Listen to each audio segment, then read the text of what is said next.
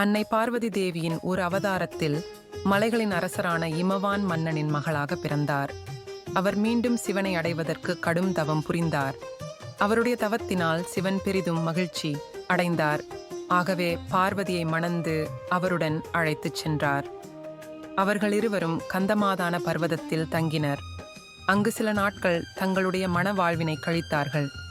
அதன் பின்பு சிவபெருமான் ஆழ்ந்த தியானத்தை மேற்கொண்டார். அப்போது பார்வதி அவருக்கு சேவை செய்வதையே தனது பக்தியாக நினைத்து அவருக்கு அனைத்து சேவைகளையும் செய்தார். அந்த நேரத்தில் அசுரக்குல அரசரான சூரபத்மன் மற்ற அனைத்து தேவர்களையும் சிறைபிடித்து கைது செய்தார்.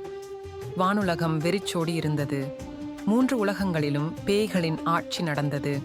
அரக்கர்கள் சிறையில் தள்ளப்பட்ட தேவர்களை கொடுமை செய்தனர். அந்த துயரங்களுக்கு உள்ளான சமயத்தில் பார்வதியின் முந்தைய அவதாரமான சதியின் தந்தை தட்சன் யாகம் நடத்தினார். அதற்கு பார்வதியை அழைத்தார். ஆனால் சிவபெருமானை அழைக்கவில்லை.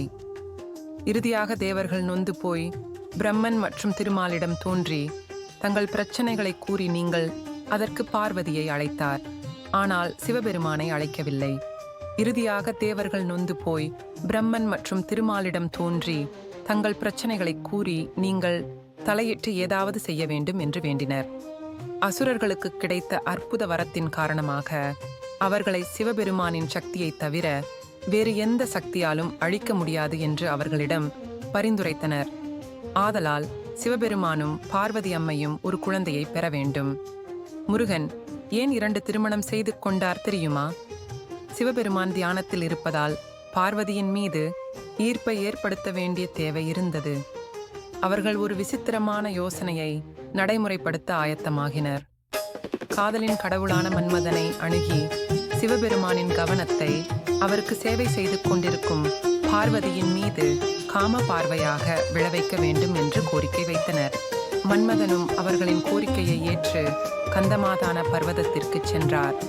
அங்கு அவர் தனது வில்லில் இருந்து காதலை தூண்டும் அம்புகளை சிவபெருமானை நோக்கி எய்தினார்.